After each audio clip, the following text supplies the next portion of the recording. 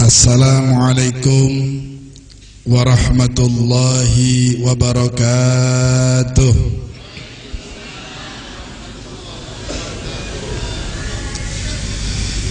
Ila hadratin Nabi Mustafa Rasulillah Muhammad ibn Abdillah sallallahu alaihi wasallam wa alihi wa ashabihi wa azwajihi wa dhurriyyatihi wa ahli baiti tayyibin tahirin wa ashabil muhtadin wattabi'in lahum biihsanin ila yaumiddin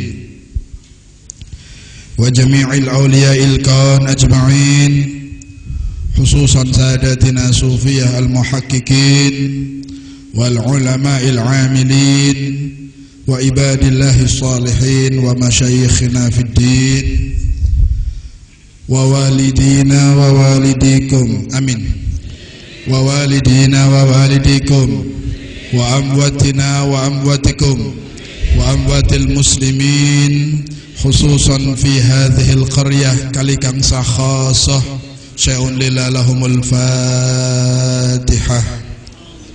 Bismillahirrahmanirrahim. Alhamdulillahirabbil alamin. Arrahmanirrahim maliki yaumiddin iyyaka na'budu wa iyyaka nasta'in.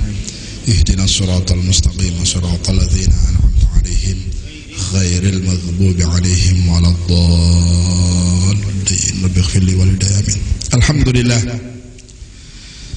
Alhamdulillahilladzi hadana bi'abdihil mukhtar man da'ana ilaihi bil idzni wa qad nadana labbaika ya man dallana wa hadana.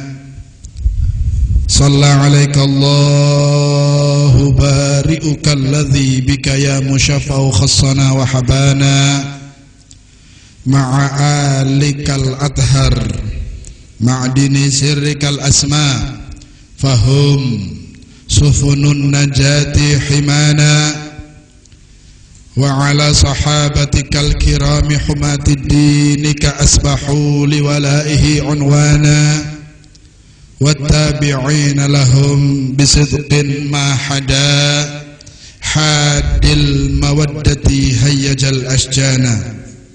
Allahumma salli wa sallim wa barik wa karrim wa 'azzim wa tarahham wa tahannan ala sayyidina wa habibina wa syafi'ina wa qurrati a'yunina wa nuri qulubina wa maulana Muhammad. Bu, kata ibu-ibu nggih mriko nggih. Alhamdulillah. Panjenengan wau mireng asma Kanjeng Nabi mboten? Mireng asma Kanjeng Nabi disebut mboten? Mireng nggih? Mireng. Oh, Habibie sampai mau Maulana Muhammad iku ben mireng maksudnya. Pangapunten Kang Kathah. Sedaya mawon. Sinten mawon ingkang mireng asma Kanjeng Nabi disebut tulung pomarong poma. Bahasa Brebes nggih. Tegal ya. Pomarong poma Brebes nggih. Pomarong poma ingkang mireng asma Kanjeng Nabi tulung disaut kelawan sholawat. Disauti kelawan nggih. Terus mangke umpama enten nama Nabi Muhammad disebut ingkang mireng saut kelawan sholawat. Sebab mengapa saya belum mulai ini? Sebab tadi sing sholawat kata sing mboten nyaut. Ciri khas pengajine wong Nahdliyin niku ning kiyaine nyebut Kanjeng Nabi Allahumma sholli alaihi. Niku sing aja sampai ilang. Amin Allahumma amin ya rabbal.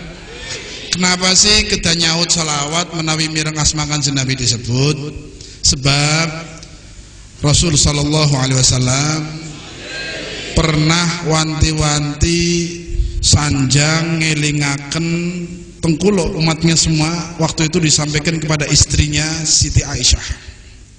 Sayyidatuna Aisyah niku pernah satu ketika mendengar ucapan Nabi yang mengatakan wailun liman lam yarani yaumal qiyamah ya Aisyah.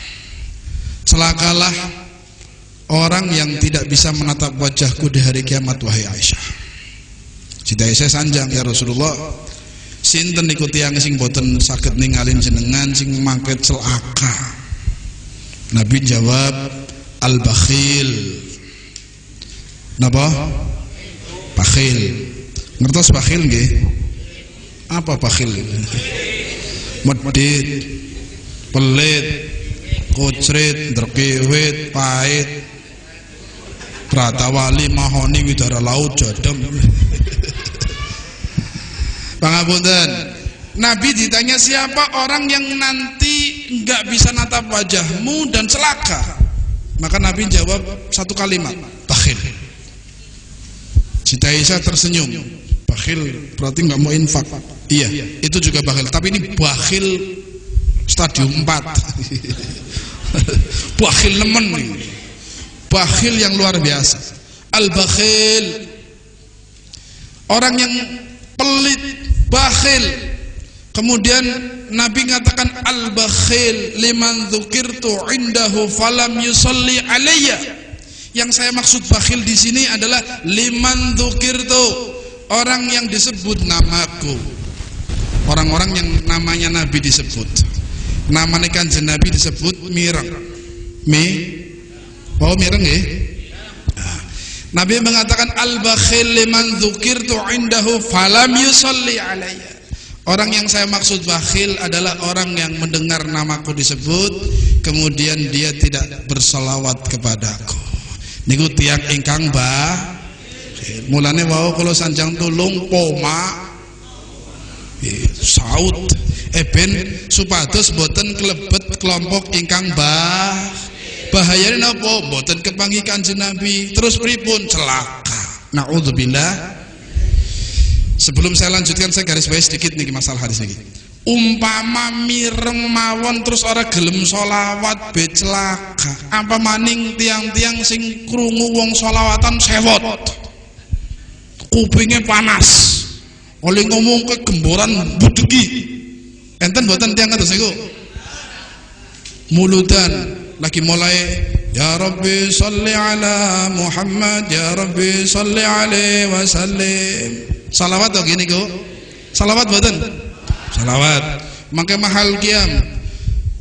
Ya Nabi salam alaika, ya Rasul salam alaika. Seterusnya niku salawat boten? Leke wong-wong sing pada sengit, wong pada sholawatan, kira-kira pangapunten kakata mireng mawon boten nyawa salawat be celaka, bakhil apa maning sing krungu terus sewot. Mbuh pimen nang akhirat mangke kali Kanjeng Nabi naudzubillah min. Sudah niki pemanasan mawon. dereng pembukaannya belum. Tadi saya begitu nyebut nama Nabi Muhammad tidak semuanya sholawat, jadi saya ingatkan tolong setiap dengar nama Nabi sauti kelawan sholat.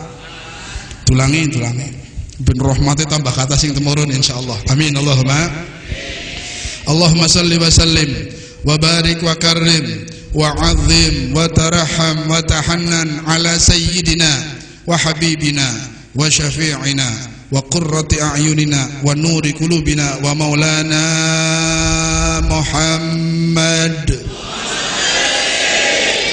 Masya Allah, merinding kula langsung. Saestu sholawat itu bisa menggetarkan hati bagi orang yang punya ikatan khusus sama Nabi Muhammad SAW. Tiang ingkang mireng asma Kanjeng Nabi disebut langsung spontan sholawat, berarti tiang niku hubungannya kali kadang Kanjeng Nabi boten pedot. Nama Nabi ada kedudukannya dalam hatinya. Nabi punya kedudukan dalam hatinya. Satu nama Muhammad ini satu nama yang mulia, begitu disebut langsung sholawat. Tapi pangapunten ingkang mireng mendel mawon apa maning kurungu sholawatan panas, berarti wis selaka hubungan kalau Kanjeng Nabi tugel, sinyale putus. Sinyale nggih. Contoh mawon niki. Ada orang menyukai seseorang, cinta banget. Lagi khayal nama ini, nama orang yang dicinta lagi dalam pikirannya, tiba-tiba sebelahnya nyebut, Miki sampean weruh sing ngarane si A. Si A lagi dalam pikiran dia, dalam hati. Begitu nyebut si A langsung serius banget. Si A siapa? Langsung nyambung. Hatinya langsung gimana? Lewat. Tembe takon si A lewat siapa terus langsung karena hatinya nyangkol sama si A. Tapi kalau hatinya sudah nggak ada ikatan sama, ngomong si A, bu si B, bu si C sekarang bukan apa-apa. Setiap umat Islam yang dalam hatinya ada kecintaan sama Nabi, pasti setiap nama Nabi disebut langsung dibalas dengan salawat. Amin Allahumma. Nah, ini tumbuhnya di tempat-tempat semacam ini, tempat-tempat pengajian, rajaban, muludan, dia oke. Sholawatan, jamiahan, nariyahan, ini tumbuhnya semacam ditanamkan terus sholawatan supaya tumbuh rasa cinta kepada Nabi Muhammad sallallahu alaihi wasallam. Pun alhamdulillah sahibut taj wal mi'raj wal buraq wal alam wa dafi'il bala wal waba wal marad wal alam jismuhu mutahharun mu'attarun munawwar man ismuhu maktubun marfu'un mawdu'un ala lawhi wal qalam syamsu duha badru duja nuril huda misbahu dhulam abil qasim sayyidina Muhammad ibn Abdullah sayyidil arabi wal ajam nabiyil haramain mahbubun inda rabbil masyriqain wal maghribain ya ayyuhal mushtaquna ila ru'ya jamalih sallu alaihi wa sallimu taslima Allahumma salli wa barik alaihi wa ala alihi wa sahbihi fi kulli lahdatin abada adada khalqihi wa ridha nafsihi wa zinata arshihi wa midada kalimati amin ya rabbal amma ba'd.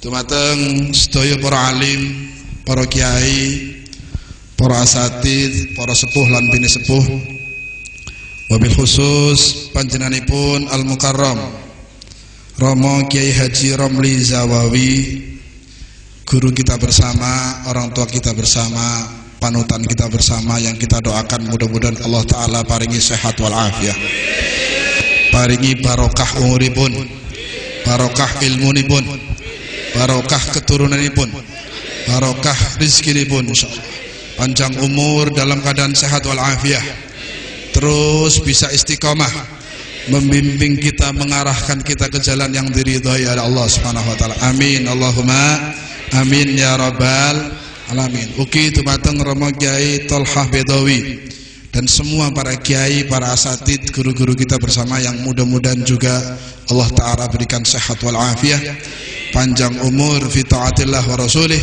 dan semuanya mendapatkan husnul khatimah. Amin Allahumma amin. Bapak Ketua Pengurus Masjid Baitus Salamah, Bapak Haji Abdurrahman, yang kita tadi dengar sambutannya, juga kita doakan mudah-mudahan barokah umurnya, sehat wal afiat, mendapatkan husnul khatimah. Amin Allahumma amin. Bapak Kepala Desa kita, Bapak Tanuri, yang kita doakan mudah-mudahan selalu diberi kekuatan oleh Allah untuk bisa bersama-sama berjuang bersama para ulama, bersama tokoh agama, bersatu berpadu sehingga kampung kita, negara kita, kelurahan kita, desa kita menjadi baldatun thayyibatun wa rabbun ghafur. Amin Allahumma. Sebab Nabi pernah menyebutkan sinfaini minan nasi idza istalaha salahal ummah. Dua kelompok manusia, kalau dua ini baik maka umat baik, aman kabeh, beres kabeh. Dua kelompok ini kalau baik dua-duanya maka umat akan baik. Sing pertama kan Nabi sanjang al ulama, para ulama. Yang kedua tsummal umara,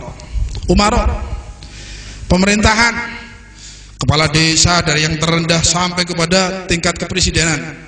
Niku ning sae kali-kali umat beres kabeh. Amin Allahumma. Dua ini punya pengaruh besar. Dua ini bisa jadi tolak ukur keselamatan umat. Ning ulamane sampun sae, sampun temenanan berjuang, umaronya tidak dukung, dia nggak jalan. Kebalikannya, umaronya baik, ulamanya nggak peduli sama umat, dia nggak jalan. Dua-duanya harus jalan bergandengan tangan di jalan yang diridhoi oleh Allah, di jalan kebaikan. Mudah-mudahan umatnya baik. Amin Allahumma Amin ya rabbal. Tapi dua-duanya punya tugas masing-masing. Terus pangapunten kang kata, wau Romo Kiai Romli Zawawi niku sanjang kalau urusan pengairan, urusan ngurusi bangunan dan sebagainya tugasnya lurah. Tapi kalau urusan agama, akidah, prinsip, lurah ngintil ulama. Lurah ngintil. Ini tugasnya ulama. Ngikutin, sebab ini urusan kiai yang lebih tahu kiai. Kalau Pak Yai ngurusi saluran, salah. Bukan tugasnya. Dilarang, Pak Yai sampean jago mbae buka kitab mulang, kula tak ngurusi saluran. Kados niku. Masuknya salah. Begitu juga Pak Lurah. Urusan agama ikut sama ulama. Ikut aja.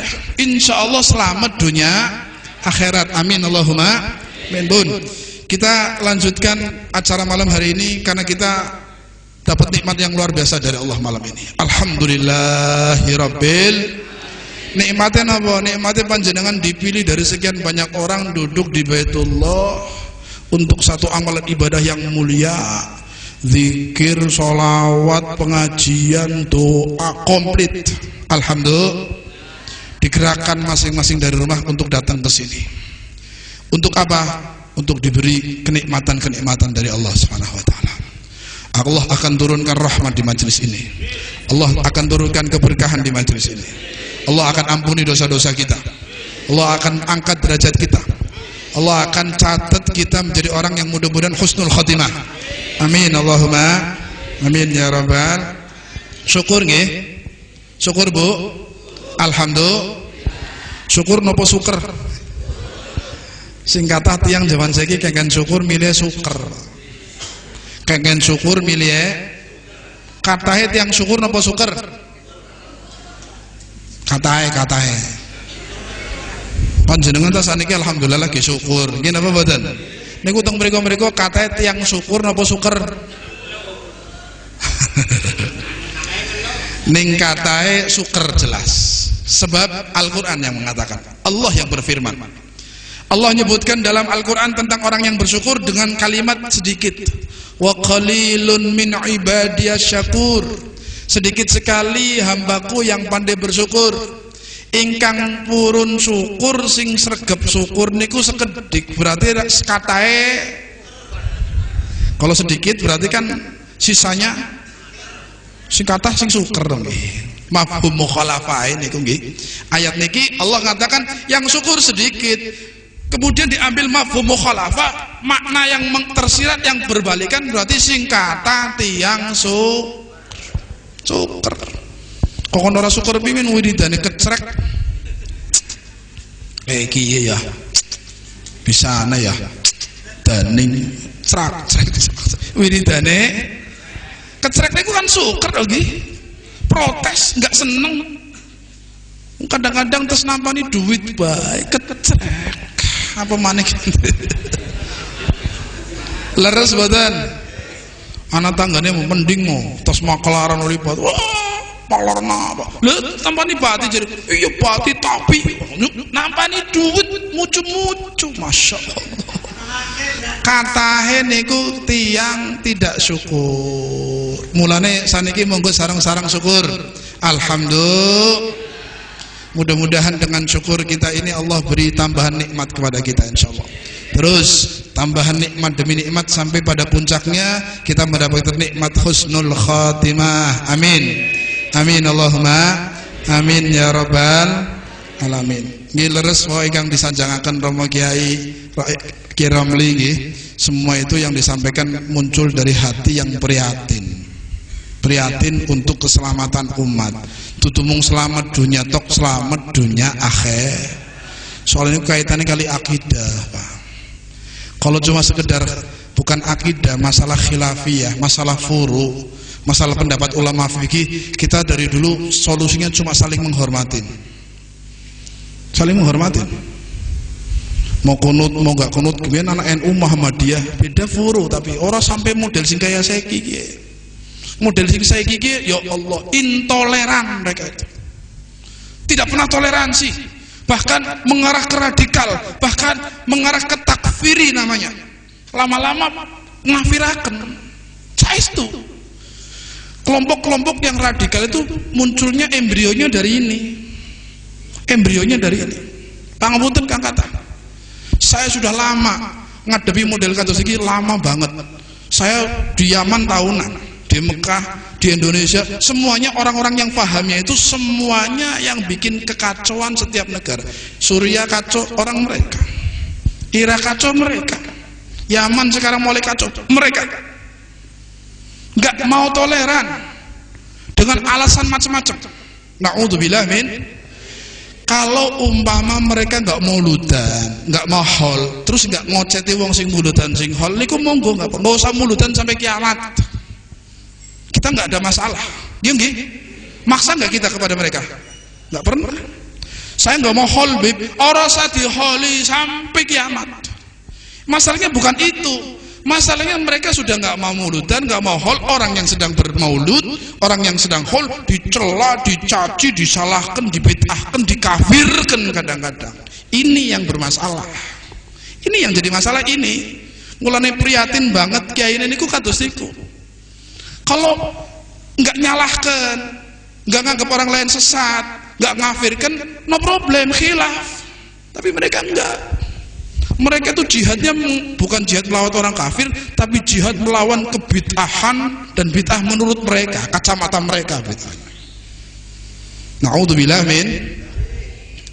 Lawang pangapunten Kang Kata, di Suriah itu ada masjid punya sahabat yang dirikan sahabat. Masjid bersejarah banget. Kemarin masjid bersejarah banget. 1400 tahunan sudah usianya. Dibom, dihancurkan gara-gara napa? Dengan paham boten. Masjid lho niki Baitullah nih. Dan masjidnya bukan masjid sembarangan. Masjid yang dirikan sahabat. Masjid bersejarah, situs penting punya umat Islam dunia ini. Dibom gara-gara apa sih? Gara-gara orang jauh yang mestinya sholatnya di kampungnya sengaja datang ke masjid untuk tabarukan, sholat pengen ngalap berkah di masjidnya sahabat. Gara-gara ki wong adu dudu wong kampung kene bisa pada sholat, bisa nih sholatnya nang kene ki pengen oli barokan. Oh masjid itu tabarukan ning bisa bombe ben aja wong pada ini. Subhanallah. Coba bayangkan kalau ada masalah di masjid itu, kenapa masjid yang dirusak? Ziarah kubur misalnya mereka mengatakan wong sing awam-awam ziarah kuburnya orang bener syirik, berarti yang bermasalah kan orangnya. Kenapa kuburnya harus dihancurkan? Diberesi aja, dikasih masukan, kasih cara yang baik. Ini mereka enggak. Sampai mengatakan kemuludan dicegah kangelan. Sing ceramah sing bagian sing ngejak wong pada seneng muludan, caranya jak salaman tulis tempeli bom dem mati bareng besisan. Itu fatwa mereka terakhir kemarin itu. Orang-orang yang ceramah yang ngajak kepada muludan itu lebih parah daripada orang kafir, di bom halal. Itu begitu pahamnya mereka. Mulane kiai mau apa namanya? Muncul rasa prihatin banget itu begitu. Kesana arahnya. Sudah nggak mau campur. Coba kon Raja Banara bakal gelem. Orang bakal gelem anti muludan apa maning. Kalau sudah mengatakan saya nggak muludan, sudah jenengan muludan terus saya nggak mau. Itu beres, nggak ada masalah.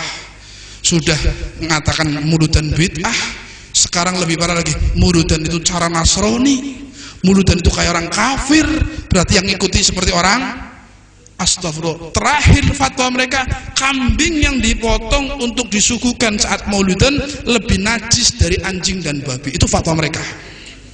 Demi Allah, itu rekamannya kita punya di radio. Jadi kita orang ngomong gini ini bukan katanya tapi fakta nyata. Saya punya temen awit SMP kelas 1 sampai kelas 3 sekelas teman saya itu.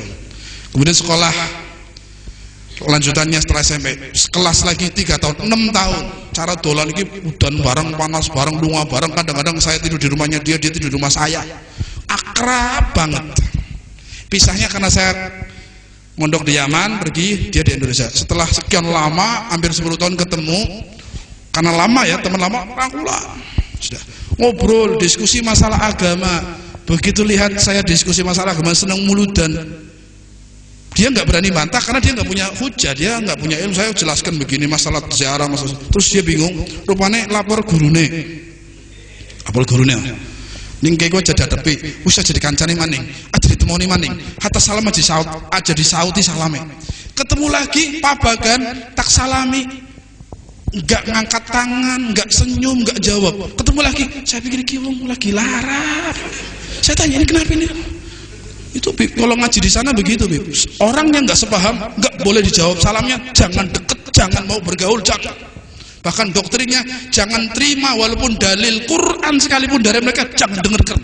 Doktrinnya kata siku, dalil apapun sekalipun Quran jangan dengarkan. Ditutup, nggak boleh menerima kebaikan. Doktrin yang buta, doktrin yang picik, yang sempit. Na'udzubillah min. Jadi kalau ada keluarga kita, anak kita kena paham semacam itu, kasihan, orang tuanya capek nanti. Capek. Tengkali gayam niku enten satu contoh, satu keluarga anaknya ke Jakarta kena paham itu. Anaknya 7. Yang 6 masih kita orang NU Ahlus Sunnah Jamaah. Satu bisa mempengaruhi, bisa ngaco, bisa bubarkan tahlil, bisa macam-macam. Satu. Mereka jihad, berani mati. Gelut-gelut wani, subhanallah, enggak ada akhlaknya sama sekali. Lagi ditalkini, kulone ini kerah baju saya diangkat, Bib surat talkini. Enggak usah, ini orang tua saya, bangun Bib. Girit. Kakaknya ngomong, "Hei, kurang aja, ribut temu buran." Kulo ngalih daripada ribut sudah. Tahlilan karpet lagi digulung. Balangkan semuanya. Apa? Ini baru satu. Yang 6 dikalahkan, dilawan semua nggak peduli. Coba fahamnya mereka, doktrin mereka luar biasa, intoleran sama sekali. Ini nyata, ini saya lihat sendiri dan saya ngalami, bukan katanya. Padahal baru ke Jakarta sekitar 1 tahun atau 2 tahun, melu pengajian, didoktrin seakan-akan tahlil niku perbuatan yang naudzubillah min. Lah makanya warga Kaligang saniki semuanya orang NU sing sedaya tahlilan. Ning ana model kayak kowe piye? Akan kacau, akan. Jadi tolong mereka itu kalau bicara masalah toleran ya, belum kita bicara masalah akidah mereka. Akidahnya luar biasa kacaunya, ngaco banget. Akidah itu mereka akidahnya akidah tajsim namanya, menjisimkan Gusti Allah, sifat Allah disamakan dengan sifat makhluk. Kalau Al-Quran menyebutkan yadullah fawqa aydihim, maka diartikan tangan Allah di atas tangan mereka. Tangan. Terus, loh, tangan, iya, tangan, tapi tidak seperti tangan manusia. Jaya kata itu. Tetap tangan orang tidak orang tak. Bingung ke ahli sunnah kan enggak. Tangan berarti kan jisim, bentuk tangan walaupun beda, enggak seperti manusia, tapi tetap jisim. Maka kita jangan bilang tangan, kekuatan Allah, kekuasaan Allah di atas kekuatan mereka. Ditafsirkan sifat-sifat yang sifatnya seperti manusia, maka ditakwil namanya, ditakwilkan kepada sifat yang layak kepada Allah Subhanahu wa ta'ala. Ada hadis yang mengatakan kalau sepertiga malam terakhir Allah turun ke langit bumi, kemudian menanyakan kepada hambanya hal min mustaghfirin, hal min taibin, hal min hajatin, sampai subuh. Itu mereka nafsiri turun dari atas ke bawah.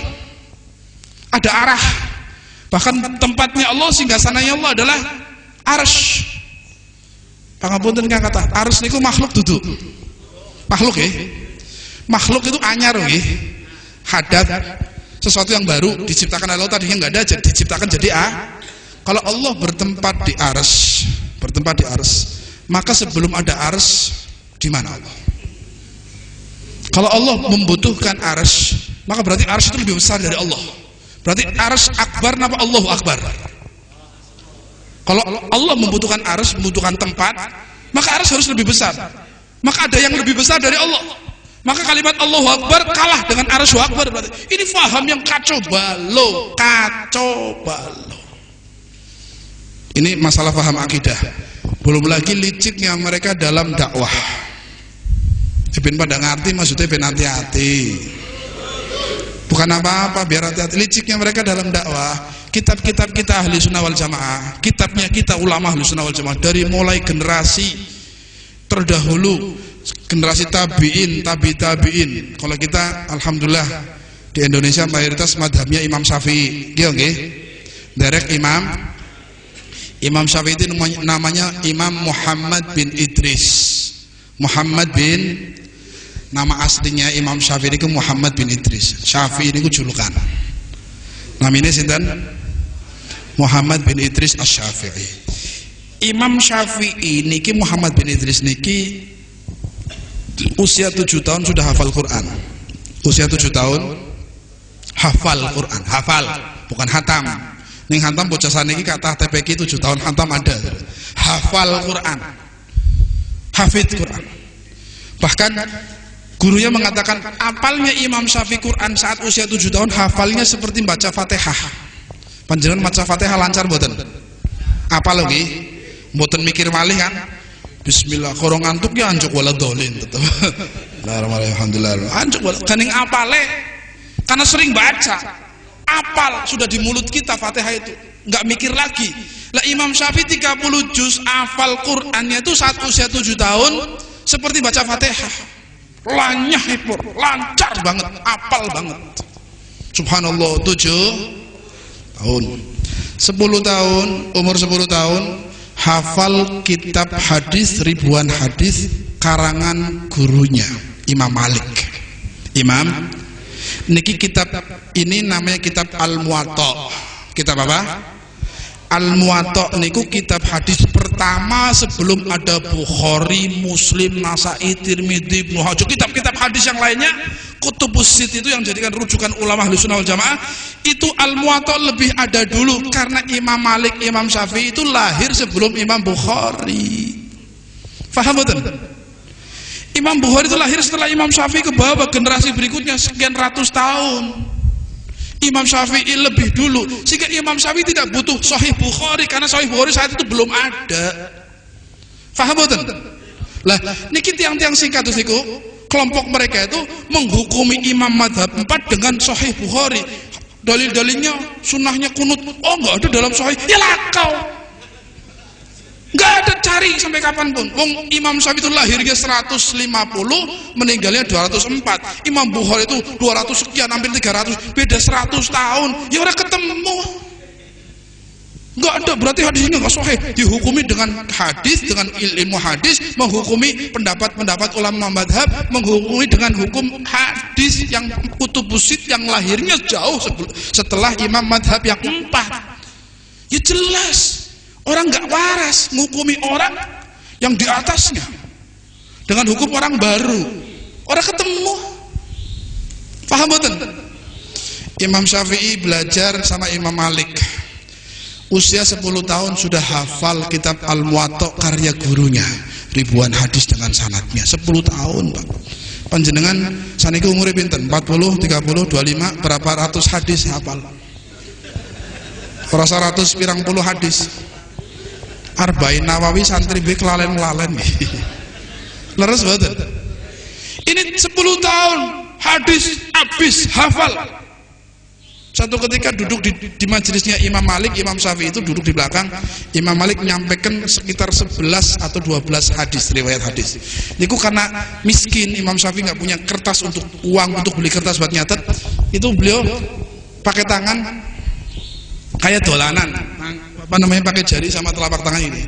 Imam Malik memperhatikan Imam Syafi'i waktu nyampaikan hadis. Imam Syafi'i kayak gini, kayak nulis-nulis di tangan. Setelah selesai majelis dipanggil, ya Muhammad bin Idris, namanya Muhammad bin Idris, ya Muhammad. Kamu saya lihat tadi saat saya nyampaikan waktu ngimla nyebutkan hadis, lainnya nulis terus, kok jangan kayak dolanan nulis-nulis telapakan tangan. Ada apa?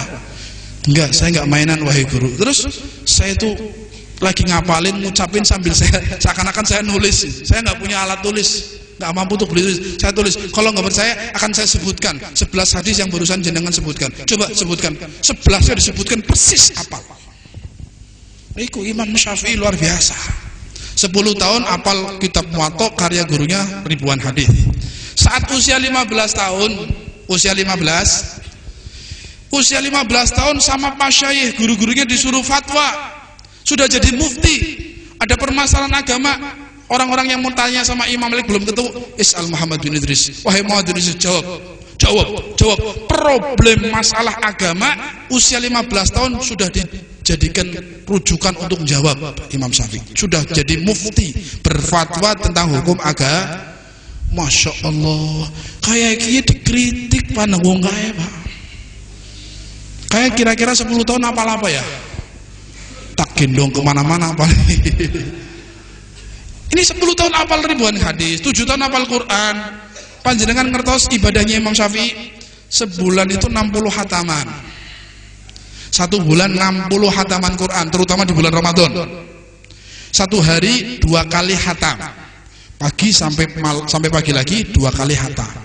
Karena apal, orang jago baca apal, nggak perlu wudu, nggak perlu ngambil Quran, nyimak nanti naruh lagi. Hafal, duduk baca. Pagi sampai ketemu pagi lagi 2 hataman. 1 bulan berarti 60. Masya Allah, luar biasa ini Imam Syafi'i. Belajar sama gurunya Imam Malik, pendiri madhab Maliki. Pendiri madhab. Sebelumnya Imam Syafi'i itu punya murid namanya Imam Ahmad bin Hambal. Sinten? Ahmad bin Hambal. Imam Ahmad bin Hambal itu pendiri madhab Hambali. Ya nggih. Imam Ahmad bin Hambal madhab Hambali berguru kepada Imam Syafi'i, pendiri madhab Syafi'i. Imam Syafi'i berguru kepada Imam Malik, pendiri madhab Malik. Imam Malik berguru kepada Imam Abu Hanifah, pendiri madhab. Jadi 4 madhab itu murid, guru. Beda paham, beda masalah fikih, tapi nggak ribut, orang nyalah-nyalahaken. Imam Syafi'i berkunjung ke rumah muridnya Imam Ahmad, minep, disuruh maju salat subuh, salat subuh. Begitu salat, dalam madhab Malik, dalam madhab Imam Syafi'i, kunut adalah sunnah. Qaul Imam Syafi'i kunut sunnah dengan hujah dalil Sayyidina Hasan. Hadisnya, hadis ini dihukumi lewat Bukhari Muslim, ya orang ketemu Bukhari Muslim baru bikin, paham ya? Sunnah dengan hujah, dengan macam-macam, dengan keluasan ilmunya mengatakan sunnah setiap sholat subuh baca kunut. Imam Ahmad punya hujah lain, tetap tidak sampai sunnah kunut itu. Jadi enggak harus dikerjakan sunnah itu, enggak sampai sunnah, bolehlah mubah, tapi enggak sunnah karena dalilnya begini-begini. Tapi antara murid sama guru bukan berarti beda pendapat terus musuh-musuhan, boten. Imam Syafi'i datang ke rumah Imam Ahmad, ke perguruannya Imam Ahmad, sama santri-santrinya sholat subuh. Begitu sholat subuh, bar i'tidal dari ruku, bangun, rakaat kedua enggak baca kunut, langsung sujud. Santrinya Imam Syafi'i setelah salam tanya, ya Imam, antum narik pendapat antum, cabut ngikuti pendapat Ahmad bin Hambal yang hujahnya begini-begini? Enggak, pendapat saya enggak berubah, tetap sunnah. Lalu terus tadi kenapa tidak dikerjakan waktu kunut? Saya menghormati Ahmad bin Hambal dan santri-santrinya karena saya di tempatnya Ahmad bin Hambal. Gurunya loh, padahal toleran banget. Itu menunjukkan keluasan ilmu orang. Tapi kalau salah bid'ah ora bener, salah bid'ah sempit banget, katon gobloke. Sok pinter tok. Ini Imam Syafi'i kelasnya guru. Padahal saat itu kunut saja murid Imam Ahmad menderek, sebab gurunya Imam Ahmad ini yang ngomong. Pasti ngikut amin, gak bakal enggak, tapi ngormati pendapatnya muridnya, dan di lingkungan orang yang tidak pakai kunut maka tidak bakal. Begitu juga kebalikannya, Imam Ahmad sama muridnya berkali-kali kunut di belakang Imam Syafi'i saat Imam Syafi'i sholat di tempatnya Imam Syafi'i. Kunut sampai muridnya mengatakan, ikutin guru kunut enggak, tetap hukumnya saya enggak menyunahkan kunut, tapi begitu di belakang Syafi'i semuanya harus ngamini, harus kunut. Wong niki masalah furu' khilafiyah, enggak bisa penyelesaian kecuali satu, saling Ning bisa saling menghormati, toleran niku kok aman insyaallah. Tapi ning wis ora bisa nyaluke menange dewek, surgane go dewek tok. Surgane go dewek. Lah kabeh bid'ah sih nggih. Bid'ah sesat neraka. Bid'ah neraka kabeh deweke surgane dewek tok, masyaallah. Nauzubillah. Coba Muhammad bin Idris, pertama Muhammad bin Hambal ngaji sama Muhammad bin Idris Asy-Syafi'i, Imam Syafi'i. Ngaji sama Malik, ngaji sama Abu Hanifah. Abu Hanifah itu pernah belajar 2 tahun berturut-turut di akhir usianya dengan Imam Ja'far Shadiq. Sinten? Ja'far Shadiq. Niki sanad ilmu yang nyambung sampai kepada Rasulullah. Ada gurunya Imam Abu Hanifah juga banyak. Salah satu gurunya adalah Imam Ja'far. Sampai Imam Abu Hanifah mengatakan, kalau bukan 2 tahun saya belajar sama Imam Ja'far Shadiq, maka saya tidak tahu hakikat agama ini. Jadi dapat rahasia ilmu yang luar biasa selama 2 tahun belajar sama Imam Ja'far. Imam Ja'far Shadiq belajar sama Imam Muhammad Al-Baqir. ayahnya. Imam Muhammad Al-Baqir belajar sama ayahnya lagi, Imam Ali Zainal Abidin. Imam Ali Zainal Abidin. Imam Ali Zainal Abidin belajar sama ayahnya dan pamannya. Ayahnya Ali Zainal Abidin itu Sayyidina Husain, pamannya Sayyidina Hasan.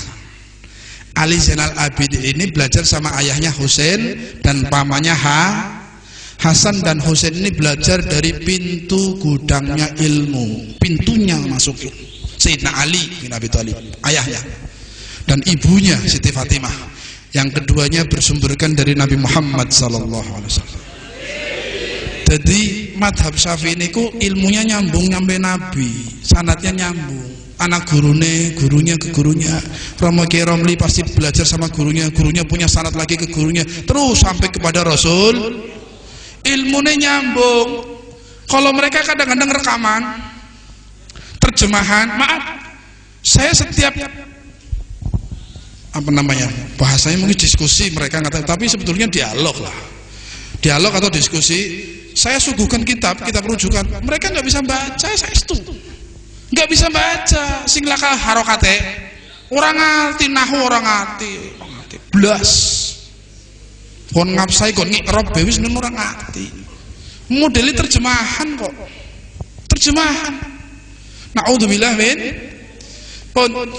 Itu semuanya ada sanadnya. Imam Syafi'i yang begitu luar biasa saja toleran banget sama muridnya, padahal apalagi sama orang lain. Luar biasa. Ini dikritik bahasanya apa? Maaf, saya dengar ceramahnya mereka. Imam Syafi'i walaupun ulama tapi tetap bukan nabi. Ngomongin begitu. Si ngomong Imam Syafi'i nabi siapa? Ana wong NU ngomong Imam Syafi'i nabi? Boten enten nggih. Imam madhab, ulama besar, tokoh panutan, arif, alim, wali, nggih. Nabi nggak ada satupun yang ngomong nabi. Mereka mengatakan begini, Imam Syafi'i, oke, mereka ulama, tapi kan bukan nabi, nggak maksum. Paham ya?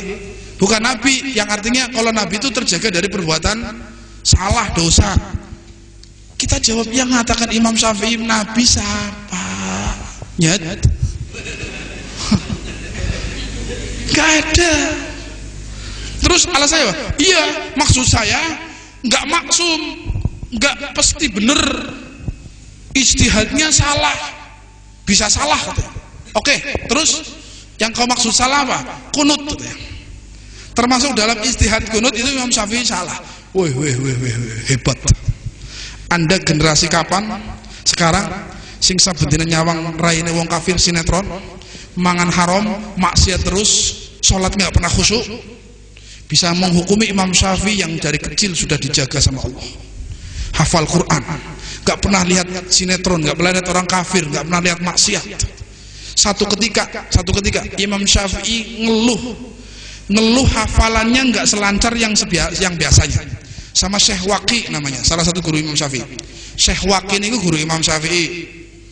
Imam Syafi'i lagi ngapalin, sing biasanya 2 kali 3 kali hafal, ini berkali-kali nggak hafal, ngeluh sama gurunya, Syekh, kalau niki hafalan lagi bermasalah, biasanya cepet, ini kok ulang-ulang, terus habis hafal sebentar lupa lagi.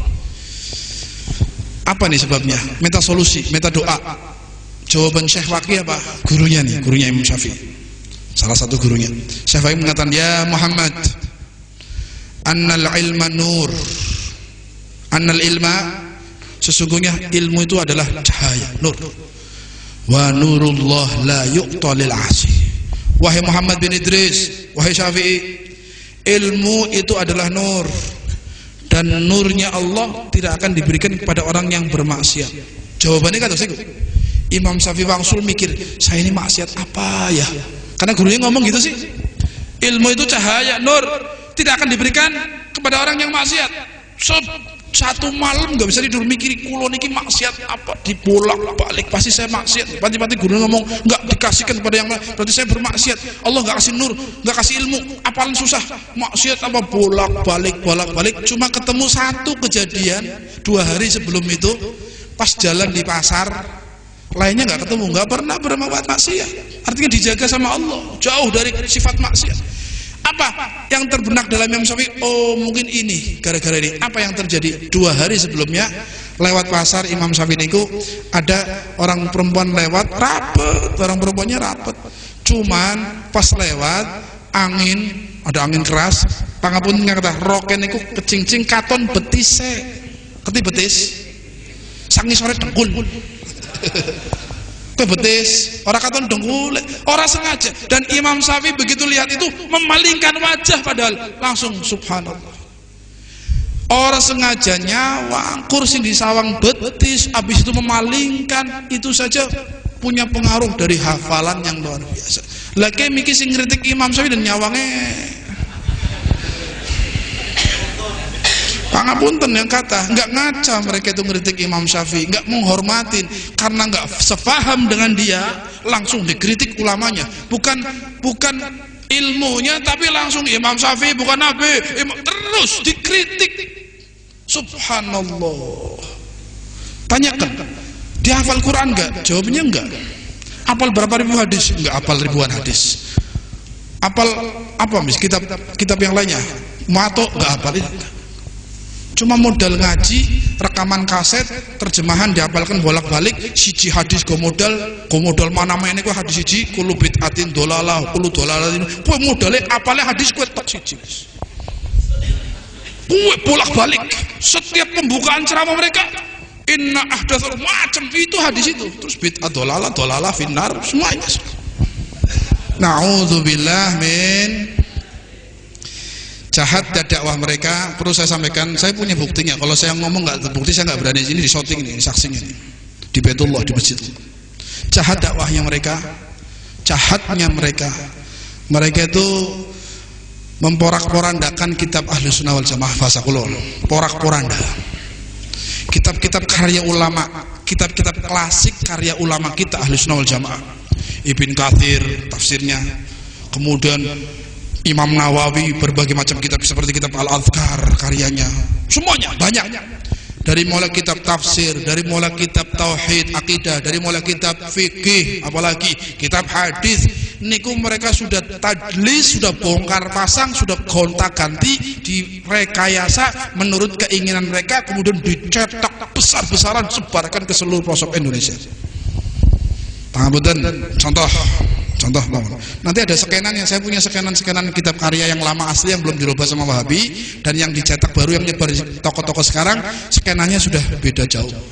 Saya punya contoh-contoh skenan yang kitab-kitab kita, ulama kita, mereka rubah, mereka gonta-ganti, mereka coret-coret, mereka bongkar pasang. Beraninya setelah sudah menurut pas akidahnya mereka, kalau ada kalimat-kalimat yang merugikan mereka dirubah, geser. Contoh nih, contoh yang sederhana, yang banyak yang lebih parah, sampai kadang satu fasal dihilangkan, satu garis ganti, satu alinea diganti, macam-macam mereka itu. Contoh yang saya lihat langsung, kitab Al-Adhkar karya Imam Nawawi, Imam Nawawi. Sering saya sampaikan ini, sebab di maktabah sekarang ini di Tegal, bahkan di Indonesia, kitab karya Imam Nawawi ya sudah rekayasa mereka yang bersebar, yang sudah dicetak model mereka. Kalau kita nggak kembali ke pondok-pondok lawas, kitab kuning sing kuyen karyane ulama kita, cetakan orang-orang kita, maka kita nggak tahu mereka itu sudah merubah.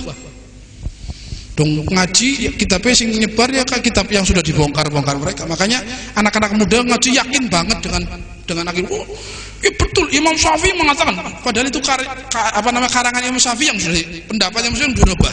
Imam Nawawi yang sudah dirubah.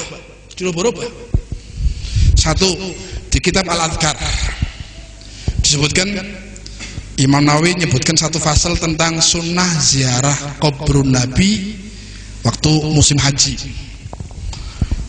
Faslun wa yusannu ziarah kuburun Nabi sallallahu alaihi wasallam. Fasal tentang sunnahnya ziarah kuburan Nabi sallallahu alaihi wasallam di Madinah. Itu kalimat kuburan Nabi, ziarah kuburan Nabi niku kuburan, kalimat kubur niku diganti masjid. Ganti napa? Catatan karya cetakan yang lama kubur. Yang lama semuanya kubur semuanya. Yang baru sekarang nyebar diganti masjid. masjid. Sunnah ziarah masjid Nabi. Godong pengajian, ulamanya mengatakan, "Joh, Imam Nawawi saja enggak nyuruh ziarah kubur, nyuruhnya ziarah masjid." Gitu, betul. Coba lihat kitabnya. Sing nyimak kayak ya. Oh iya ya.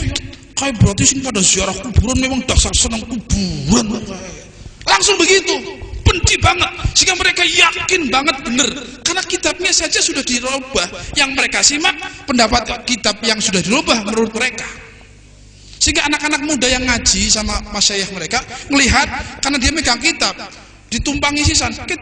Imam Nawawi sendiri sunnahnya ziarah masjid, bukan ziarah kuburan. Lagi wong NU ziarah kubur seneng nemen maring kuburan sih, kan muncul iya ya dasar NU. Gitu liciknya mereka itu, dan banyak lagi. Makanya kita harus hati-hati. Ada banyak sekali karya ulama salaf kita, karya kitab-kitab klasik kita yang dirubah-rubah menurut keinginan mereka, dan setelah rubahan itu dicetak besar-besaran, dikirim ke berbagai negara termasuk Indonesia. Mulane hati-hati, ini ngaji ning kitab tok ya wis kepangan wis. Dibodoni wis. Ngaji kali kiai, duduk sama guru-guru. Yang kiai itu pernah ngaji sama gurunya lagi terus, latihan nyambung, insyaallah aman. Amin Allahumma amin ya rabbal alamin. Mudah-mudahan Allah beri hidayah kepada kita semua yang hadir. Terakhir, karena niki Isra Mi'raj, saya tidak akan menghilangkan inti dari Isra Mi'raj adalah tentang sholat. Tentang pangapunten kang kathah kula badhe taken, kira-kira teng kali gangsa kulon niki wong Islam sing ora salat wonten boten? Wonten boten? Wonten apa kathah? Biasane kan kula takene wonten boten, tapi jawabnya kathah. Kowe umum kowe. Nang ndi jawabane kathah. Pangapunten kang kathah, tolong kalau kita ingin selamat dunia akhirat, ingin bahagia dunia akhirat, ingin dirahmati selalu oleh Allah, ingin supaya dapat husnul khotimah, amin, maka sholat ini jadikan satu prinsip yang tidak bisa ditawar-tawar. Harga mati, harga NKRI harga mati ya, apa maning yo NKRI harga. Mulane pangapunten kata, kenapa orang NU ulama-ulama kita jaga NKRI ini ku jaga temenanan, artinya harga mati supaya tidak diobok-obok model miki wong-wong sing semrawut. Wis aman Covid gemiyen kok. Aman. Enggak ada yang macam-macam. Mereka itu nganggep orang-orang yang di pemerintahan, pangapunten Pak Lurah termasuk dari pemerintahan terkecil sampai terbesar, itu mereka nganggapnya pemerintahan tauhid. Mereka nganggutnya gitu, tauhid, kafir yang halal darahnya, gurung kuat baik, coba kuat, enteng di bumi Indonesia, saestu leres, belum kuat saja masjid kepolisian Cirebon itu dibom, belum kuat. Tembe wingi-wingi berapa orang so berani ngebomnya dalam di Polres Cirebon berapa tahun yang lalu kejadian. Jenengan ningali berita mboten? Ini belum sekuat, belum luar biasa aja berani mereka. Na'udzubillah min.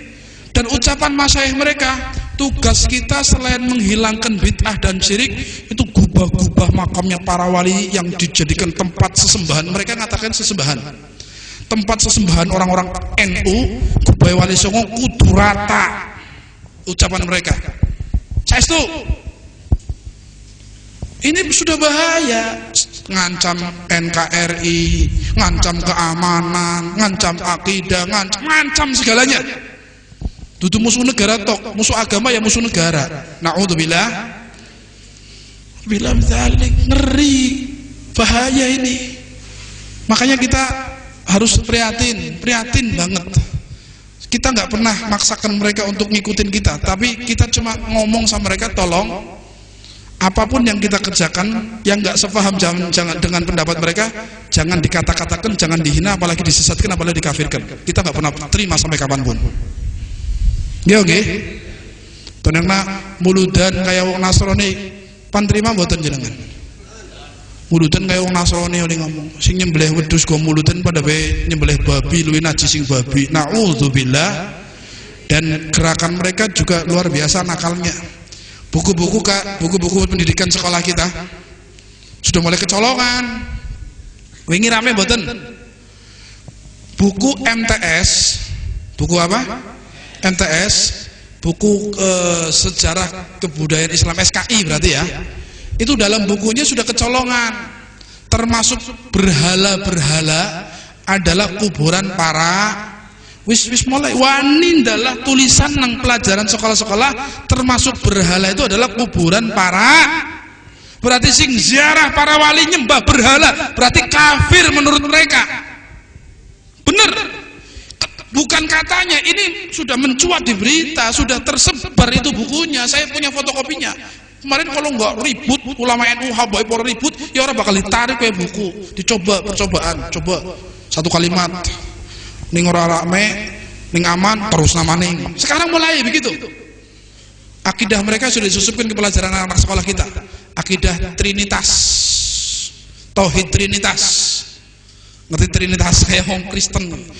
Tauhidnya macam 3. Ning pan jujur, dalam hadis, dalam Quran semuanya nggak ada Nabi bagi tauhid menjadi 3. Itu bid'ah sebetulnya. Itu bid'ah. Mereka bagi tauhid menjadi 3 itu bid'ah. Tapi orang gelem, dewek nglakoni bid'ah, sekarang dewek tapi wong liya bid'ah kabeh. Tauhid mereka dibagi sudah masuk ke sekolahan-sekolahan. Tauhid uluhiyah, rububiyah, asma wa sifat. Kowe tauhid sing dudu tauhid ahli sunnah wal, nggak ada Imam Asy'ari, Al-Maturidi, orang-orang NU niku yang menderek tauhidnya Imam Asy'ari atau Imam Maturidi, nggak ada tauhid bagi 3 itu nggak ada. Dan hadis Nabi satu pun nggak ada yang bagi tauhid menjadi 3. Ulama mereka saja yang bagi. Berarti ulama mereka justru yang membid'ahkan, yang memulai bid'ah dalam tauhid.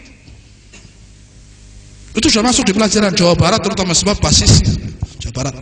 Saya punya ponakan di Depok, bukunya tauhidnya gitu, uluhiyah, rububiyah, asma sifat. Saya punya adik sepupu kuliah di Jakarta, tanya, Beb, saya lagi testing agamanya kayak orang patiya jelas ke tauhid kiainya tuh krungu apa sih yang disebut tauhid uluhiyah, tauhid rububiyah, tauhid asma. Itu tauhidnya mereka masuk ke kampus, masuk ke sekolahan. Darani meneng, mereka gerak terus. Makanya kelihatannya sekolahan tapi tujuannya punya gerakan yang terstruktur. Tulis anak tanah wakaf, ngucur dana, bangun masjid ora gelem njaluk bantuan wong kampung, sing penting dadi duit akeh. Wong NU gawe masjid juga repor dadi tapi duitnya halal. Amin Allahumma amin ya rabbal. Begitu jahatnya mereka. Tulisan yang sudah nggak bisa dipungkiri sama mereka adalah tulisan di buku SKI Madrasah Sanawiyah Negeri MTS. Itu ditulis oleh mereka, tulisannya berhala-berhala, contoh berhala ya, diantaranya adalah makam-makam para, mungkin jenengan dengar kemarin-kemarin kejadian Semerat guru MTS sana beli sini kayaknya. Itu bukunya ditarik. Wah, Habib Thohir ngamuk, saya ngamuk, semuanya habaib, semua kiai, tokoh NU dari mulai yang capong terus sampai rame minta tarik. Bahkan kita nuntut. Siapa itu? Itu bukan kesalahan itu. Kalau kesalahan cetak kayak tadi, syukur jadi syukur, oke, kesalahan cetak gitu. Gini, wong jelas kok kalimatnya berhala-berhala akhir zaman sekarang ini adalah makam para, kudu kesalahan cetak. Bukan human error itu ada tujuan jelas, sengaja. Kalau mereka sudah berani semacam itu, terus kita diam saja, hancur kita orang. Makanya jangan kasih gerak sama sekali. Pak Lurah tolong Pak, warganya dijaga dari paham-paham mereka lah. Wis. Oh jadi ribut, kalau kali gangsa kulo ning kayak berkembang ribut, pasti ribut, saestu ribut. Gak aman kali gangsa kalau mereka berkembang. Gak bakal aman kampung ini kalau ada mereka terus berkembang. Saestu. Mereka gak pernah toleran sama sekali. Na'udzubillah min habaib, dikatakan berhala, habaib. Terus dikatakan dukun. Sekarang nuduhnya pinter mereka, nuduhnya Syiah. Jelas ahlu sunnah wal jamaah. Saya sama Habib Thohir yang nuntut, yang neken pemerintah Pak Iqmal waktu jadi wali kota. Kami dari NU, dari para habaib, dari semuanya neken Pak Iqmal suruh mengeluarkan surat keputusan atau surat edaran, salah satu itu SK atau SN namanya saya lupa, untuk melarang Syiah berkembang di Tegal dan harus diwaspadai seperti fatwa MUI. Sudah, kami anti Syiah, tapi kami dicap Syiah sama mereka. Supaya apa? Supaya orang benci sama kami. Kayak Habib Syiah kayak aja dikindili, nuduhnya ngawur, Syiah dicapnya. Kalau nyebutkan tadi sanadnya Imam Syafi'i belajar sama Imam Malik belajar sama Imam Abu Hanifah belajar sama Imam Ja'far Shadiq. Ini menyebut Imam Ja'far Shadiq, Muhammad Al-Bagir, Sayyidina Husain, oh Syiah, langsung gitu. Pada itu ulamanya kita, ulama ahli sunnah wal, mereka sekarang menuduh kangelan akhirnya Syiah, sebab kalau Syiah jelas sesat. Kalau Syiah jelas Syiah yang nyimpang, yang laknat sahabat, yang mengingkari keabsahan Quran, yang mencaci Siti Aisyah, itu sesat jelas. NU di Kabupaten Brebes tadi saya dengar ada tulisan di kantor NU, kami menolak faham ISIS, faham radikalisme, faham radikal, dan faham Syiah yang sesat. Karena ahli sunnah itu bukan Syiah, bukan Wahabi, bukan Nasibi, bukan Rafidhi. Bahasa orang itu, bahasa dulu namanya Nasibi sama Rafidhi namanya. Bahasa seki Wahabi atau Salafi sama Syiah, itu saja. Wahabi atau Salafi sing benci keluarga Nabi temenanan, bahkan kadang-kadang mereka mengatakan tidak ada keturunan Nabi, bahkan macam-macam, bahwa sejarah ahli bait itu kelam seakan-akan. Syiah kebalikannya, benci sahabat luar biasa, ngafiraken. Bahkan kita ahli sunnah wal jamaah tidak, kita di tengah-tengah, kita manhaj wasatiyah namanya, faham moderat, faham moderat, tengah-tengah. Keluarga Nabi dihormati, keturunan Nabi dihormati, sahabatnya Nabi dihormati, khulafaur rasyidin dicintai, semuanya dicintai semuanya, karena semuanya adalah orang-orang mulia. Sebab ning ora jelas nak kados iki ku dituduhe Syiah Habib Mahdi. Soalnya wis nang Facebook ada jangan ikutin pengajian Habib Mahdi karena dia ternyata Syiah. Ora apa-apa wis. Gaya lama, laka dalan go nyalah Nabi, bingung diserang akhirnya nuduhe Syiah. Biarkan. Mereka nggak tahu bahwa yang nutup pengajian-pengajian Syiah di Tegal itu saya sama Habib Thohir mati-matian. Pengajian kita kejar Syiah, mana mereka? Enggak, tapi justru sekarang alasannya kami mau berjuang menghancurkan Syiah. Bukan menghancurkan Syiah mereka itu, menghancurkan semua umat Islam yang nggak sepaham sama dia sebetulnya. Menghancurkan semua golongan yang tidak sepaham dengan dia. Bukan cuma Syiah yang diincar, semua NU diincar. Abu Jandal, kenal Abu Jandal boleh? Kenal Abu Jandal buatan? Orang kenal. Lagi rame wingi-wingi. Abu Jandal, orang Jawa Timur yang berangkat ke Suriah, ikut ke ISIS sekarang. Itulah sebelum ikut ISIS Salafi dia. Pengajian yang seperti di sini nih yang berkembang itu. Pertama dia nggak saya itu anti sama teror, mengatakan. Pertama begitu, semuanya begitu. Kami enggak. Terus doktrin dadi mantep sing duwe semangat disulit semangatnya jihad. Semuanya. Coba tanyakan mereka. Saya anti sama ISIS, saya anti sama macam-macam. Pertama suwe-suwe wis dadi ora sing dikongkon bom. Nauzubillah. Itu Abu Jandal baru di Suriah sudah berani nantang-nantang. Panser, tunggu saya datang. Pak Muldoko, siapa Pak Muldoko? Panglima ABRI kan? Pak Muldoko. Banser sing diincer duduk Syiah tok NU, banser kabeh yang nggak sepaham sama mereka, semuanya sesat, semuanya kafir, halal darahnya. Ini bahaya dusta kalau mereka mengatakan kami menyerang, kami cuma sedang menyerang Syiah. Bukan Syiah, mereka bukan Syiah. Yaman jadi korban itu bukan Syiah yang diserang sama Saudi dan CS-nya. Yaman yang diserang bukan Syiah, dusta besar. Karena di Yaman Syiahnya cuma 20%. Orang-orang sufinya seperti kita orang itu sufi dan ahli sunnah mazhab Syafi'i, ahli thariqah 80%. Ngincerek kue sing seneng ziarah kubur, sing seneng tahlilan, seneng haul, muludan. Karena Yaman itu nggak beda dengan Indonesia, terutama yang selatan. Syiahnya kecil. Buat alasan saja, alasannya Houthi, Syiah, dusta. Yang diincar semuanya. Suriah begitu. Alasannya Assad ini Syiah ini. Yang disikat bukan cuma Syiah. Orang-orang ahli sunnah dihabisin. Syekh Ramadan Al-Buti, ulama ahli sunnah wal jamaah anti Syiah. Ramadan Al-Buti itu yang kemarin dibom. Lagi ceramah dibom. Jadi semua yang tidak sepaham dengan mereka akan dihabisi, terutama wong-wong NU. Hati-hati, mudah-mudahan kita bisa merapatkan barisan insyaallah, amin. Kita doakan mudah-mudahan Indonesia selamat. Kalau dari kecil sudah diredam terus dipahamkan, jamaah-jamaah kita pahamkan biar nggak ke bawah, insyaallah rapayu, amin Allahumma. Tapi ini di jurnal berkembang jadi bom waktu. Ngerti bom waktu? Biarkan bom waktu, satu saat dia akan meledak, merugikan kita. Naudzubillah min. Mudah-mudahan Allah ampuni dosa-dosa kita insyaallah. Salat kelalen ke masalah salat. Satu hadis atau dua hadis sebagai penutup nggih. Dua hadis Nabi sallallahu alaihi wasallam. Nabi pernah nyampaikan satu hadis, as-salatu imaduddin. As-salatu, salat itu tiang agama. Imad niku tiang, din agama. Tiangnya agama. Kayak masjid niki enten tiangnya. Umpama tiangnya ditugel ambruk mboten. Tiangnya dilangaken rubuh mboten masjidnya. Agama Islam itu tiangnya agama, itu tiangnya adalah salat. Umpama panjenengan wong Islam, sanes panjenengan wong Islam ora salat, Islamnya hancur mboten? Islamnya bubar mboten? Bisa lama-lama keluar dari Islam, bisa murtad, naudzubillah min. Saking pentingnya salat dicontohkan sebagai tiang yang jaga agama itu supaya tidak hancur.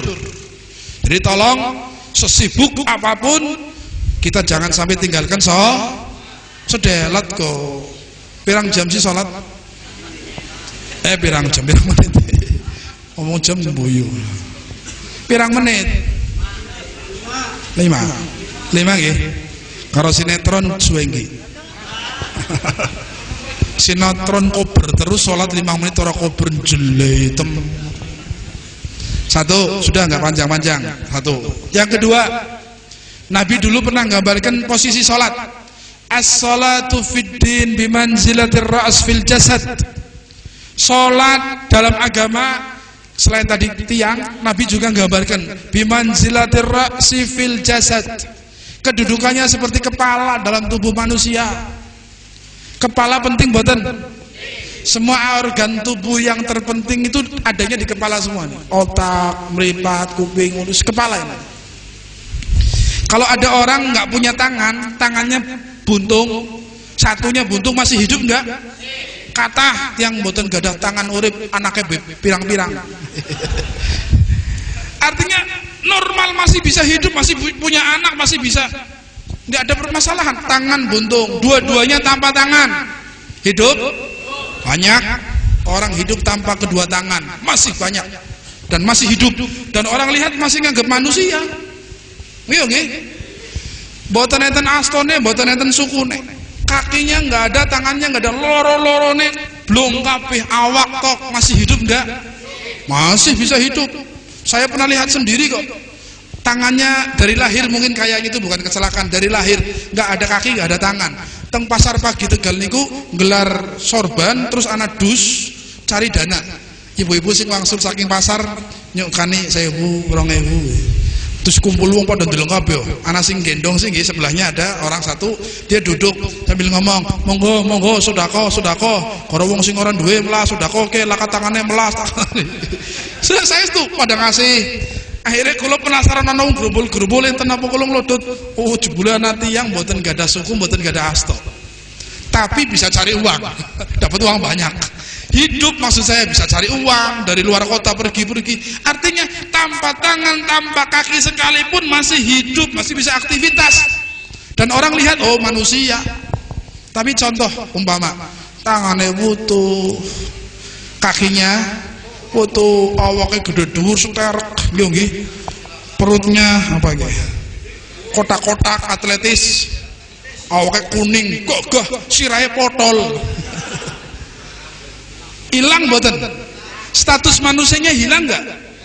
Kalau bisa jalan, umpama bisa jalan saja tambah kepala, disebut manusia apa bukan? Itu Nabi kalau ngasih contoh misal itu bukan ngarang-ngarang, cerdas banget Nabi itu. Bahkan ucapannya bimbingan wahyu dari Allah Subhanahu. Jadi saking pentingnya sholat, kalau bangunan digambarkannya tiang, kalau manusia digambarkannya kepala, sebab tanpa kepala tidak akan bisa hidup. Begitu juga Islam, tanpa sholat hancur Islamnya. Penyeluk husnul khotimah ora sholat. Na'udzubillah min. Terus kiai ini ndonga amin amin ora salat. Salat telu nggih. Pangapunten Kang Atta. Habl tali digambarkan oleh para ulama summiya shalah li annaha silatun baina abdihi wa rabbi. Baina abdi wa rabbi. Summiya shalah sing arane salat niku sing subuh, duhur, asar, maghrib, isya niku diarani salat. Yang 5 waktu niku arane sumia sholat dinamai sholat karena sholat niku silah. Sumia sholat li annaha silah, dikatakan sholat karena tali penghubung. Sholat itu merupakan tali penghubung baina abdi wa rabbihi, antara hamba dengan Tuhannya yaitu Allah. Ning wonten tiyang ninggalaken sholat berarti taline tugel, hubungannya kali Gusti Allah putus, sinyalnya hilang, nggak ada kontak, nggak ada hubungan sama Allah. Ngamini ya orang nyambung, rahmat temurun, kemudian barokah temurun, yang datang di masjid mulia ini turun. Kalau orang ini masih tarik ke sholat, orang nyambung, sing ngisor mendur laka, sambungannya dari atas ke bawah juga tidak nyambung. Betul. Orang yang sergap ngaji kata zikir terus sholatnya males, eman melas nemen. Ya Allah, ngajinya sergap juga orang sholat, rugi badan. Jadi itu asas dulu. Bagaimanapun kondisi kita masih ndablek sekalipun, tulung sholatnya diberes itu li. Insya Allah maka lintune beres. Amin Allahumma amin ya rabbal alamin. Karena Nabi menyebutkan dalam hadis yang sahih, Nabi mengatakan awwalu ma yuhasabu bihil abd yaumal qiyamah as-shalah. Pertama yang akan ditanya, yang akan dihisab seorang hamba Allah nanti saat yaumul qiyamah, saat meninggal, pertama sing bakal disoal dihisab niku bab salat. Bab napa? Bu. 2 menit maning Bu, sabar Bu. Wis kadung nyebut hadis niki. Nggih, bab napa? Bab salat, 2 menit lagi. Nabi mengatakan pertama yang akan dihisab saat manusia masuk alam kubur di yaumul qiyamah niku tentang sholat. Sholatnya dulu yang diperiksa sama Allah. Malaikat periksa sholatnya, lainnya nanti sholatnya dulu. Fa'in saluhat, kalau sholatnya beres, diperiksa beres, sholat sairi amalih. Nabi mengatakan amalnya beres semua, danggep beres kabeh gara-gara sholatnya puasanya kurang beres, tapi sholatnya beres, sholatnya beres, gawa beres, jalan. Enak betul. Penentu amal kita sholat di kuburan. Saya itu, mulanya sholat itu ujiannya abote pur gangguannya luar biasa setan, sampai sergap ngajir apa sebetulnya ngajak sholat. Sampai ngelakoni kesayangan apa aja sholat. Jadi setan panorama, pada amal saya aja sholat ganduli, setan ganduli pinter. Sebab niki kunci. Kalau baik, semua amalnya baik. Kebalikannya kata Nabi, fa'in fasadat, kalau sholatnya kacau balau. Kadang kacau itu dalam arti dia nggak sholat, atau sholat tapi nggak dengan ilmu, itu juga kacau. Anak mana sing gelem sholat kendeng tapi orang di ilmu nih sholat, ya kacau. Sing luwih parah maning orang sholat sama sekali. Na'udzubillah min. Nabi mengatakan kalau sholatnya berantakan, fasadat, rusak, fasada sairi amali, maka rusak semua amalnya. Ana som sae, enten umroh sae, enten haji, enten dzikir, enten Quran sae, gara-gara sholatnya fasadat, rusak, amburadul, maka semuanya amburadul semuanya, karena sholat ini sebagai penentu amal yang lainnya. Mulanya tolong dableke kayak apa, sholat aja diting. Siap badan. Bib kula masih ndablek bib ora apa-apa, mau buat alon-alon waras. Sing penting sholat itu aja diting. Lah nyong masih nginung sih Bib. Ora apa-apa, sing bukan berarti saya mengizinkan minum ya. Artinya beresi salatnya dulu. Insyaallah kalau udah nyekel sarung, nyekel peci maling langgar isin ora pan nginung maning mudah-mudahan. Amin Allahumma. Jangan nanti masih nginung salat royal nemen, nginungnya mandek tuli, durung bisa. Ya wis nyong ora pan salat, nyong durung bisa mandek. Ora apa-apa. Salat tuli salat. Salatku insyaallah berkat salat nginungnya man. Saya punya teman sekaligus teman sekarang jadi aktivis majelis saya.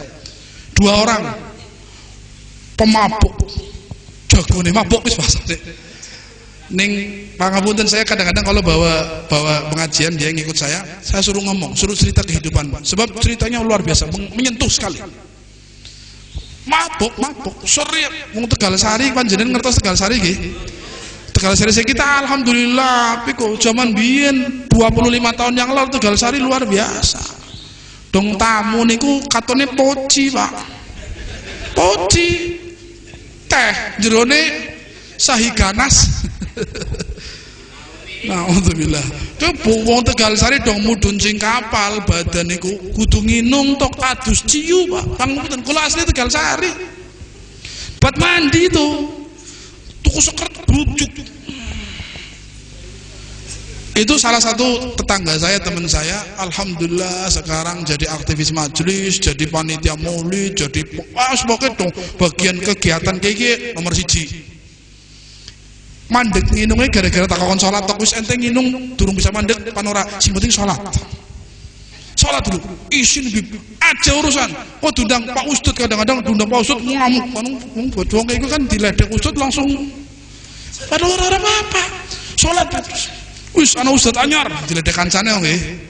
Ana Ustadz anyar, cobaannya begitu, teman-temannya nginang, ledek Ustadz anyar, bahkan donak is Habib ke Habib. Karena temannya Habib jadi ledek Habib, maaf. Wis Habib anyar. Dia tadinya emosi banget, saya bilang tahan. Sholat dulu beres. Alhamdulillah sekarang berhenti semua. Alhamdulillah ngejaki kanca-kancane sing pada mabuk jadi seneng maulid, jadi panitia maulid. Setelah jadi panitia maulid seneng sholat pada mandek kabeh. Alhamdulillah. Jadi kalau sholat dijaga, insya Allah amal baiknya akan terjaga yang lainnya. Jadi tolong ndableke kaya ngapa nomor 1 sholat aja ditinggal wis. Siap nggih? Siap Bu. Duwe gawe sholat. Lagi tukaran garo lanange. Tukaran lanange ora sholat. Rak lagi sewot ora pan sholat. La haula wala quwata illa. Mudah-mudahan Allah jadikan kita orang-orang yang muqim shalah, yang selalu dirikan salat insyaallah. Keturunan kita semuanya jadi orang-orang yang ahli salat, ahli ibadah sehingga selamat dunia akhirat. Amin Allahumma amin. Kemauan ingkang saged kula sampaikan nyuwun agungi pamunten barangkali terlalu lama, mohon maaf, mohon ridho, mohon ikhlas. Terutama pada tokoh-tokoh kita, guru-guru kita, ulama kita, minta dimaafkan barangkali ada ucapan yang salah dan khilaf. Hadza wallahu minkum. Assalamualaikum warahmatullahi wabarakatuh.